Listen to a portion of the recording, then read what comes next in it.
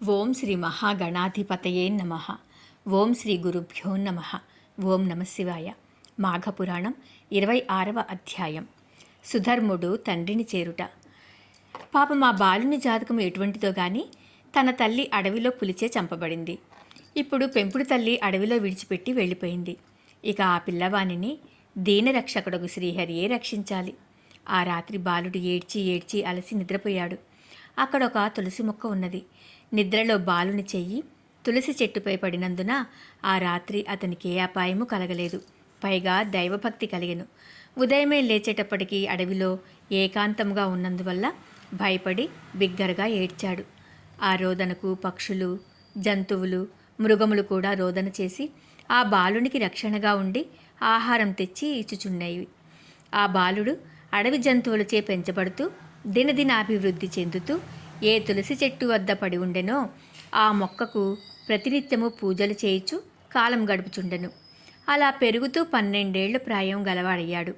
ప్రతిదినము తులసి పూజ, భగవన్నామస్మరణ చేస్తూ నన్ను కాపాడుము తండ్రి, అనాథరక్షక అని ప్రార్థించుచు ఒక్కొక్కప్పుడు విరక్తుడై ఛీ, ఎంత ప్రార్థించినా నా గతి ఇంతేనా, నేను బ్రతికెందుకు అని దుఃఖించుచుండగా ఆకాశవాణి, ఓ బాలచంద్ర, నీవట్లు విచారింపకుము.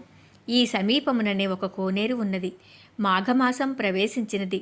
అందుచే నీవా సరస్సులో స్నానం చేసిన ఎడల శ్రీమన్నారాయణుడు నీకు ప్రత్యక్షమగును అని పలికిన మాటలు ఆకాశము నుండి వినిపించినవి. వెంటనే ఆ రాజకుమారుడు సరోవరమునకు వెళ్ళి మాఘస్నానం చేసి శ్రీహరిని స్తుతించెను. ఈ బాలుని నిష్కళంక భక్తికి, నిర్మల హృదయానికి లక్ష్మీనారాయణులు ప్రత్యక్షమై అతనిని దీవించి, బాలక, నీకేమి కావలైనో కోరుకొనుము అని అనగా, ప్రభు, నాకు తండ్రి ఎవరో తల్లి ఎవరో తెలియదు. నాకు ఆలనా పాలనా చేయువారు ఎవరైననూ లేరు. పుట్టినది మొదలు కష్టములే తప్ప సుఖమన్నది ఎరుగను. ఈ వనచరములే నన్ను రక్షించి పోషించుచున్నవి. కాన మీ సన్నిధానమునకు నన్ను తీసుకుని పొండు, మరేమీ అక్కర్లేదని ప్రార్థించెను. ఓ ఈ రాజనందన, నీవు ఇంకనూ భూలోకమునందు ధర్మంగా పరిపాలన చేయవలసిన అవసరం ఉన్నది. నీ తండ్రియకు సులక్షణుడు వృద్ధుడై నీ గురించి, నీ కన్నతల్లిని గురించి బెంగతో ఉన్నాడు గాన నీవు నీ తండ్రి వద్దకు పోయి రమ్ము అని చెప్పి ఆ కొలను సమీపమున తపస్సు చేసుకొనుచున్న ఒక మునీశ్వరుని తోడి ఇచ్చి సులక్షణుని వద్దకు పంపెను. అప్పటికే సులక్షణుడు తన కడసారి భార్య గర్భవతిగా ఉండి ఎటుపోయెనో, పుట్టిన బిడ్డ ఏమాయెను అని తన రాజ్యమంతయు వెదికించి తానును వెదికి వారి జాడ తెలియనందున విచార మనస్కుడై రాజకార్యములు చూడకుండెను. అటువంటి సమయంలో ముని వెంట కుమారుడు వెళ్ళెను.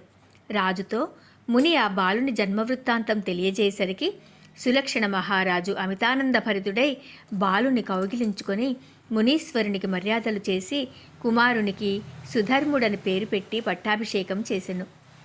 27వ అధ్యాయం సంపూర్ణం. ఓం నమ శివాయ.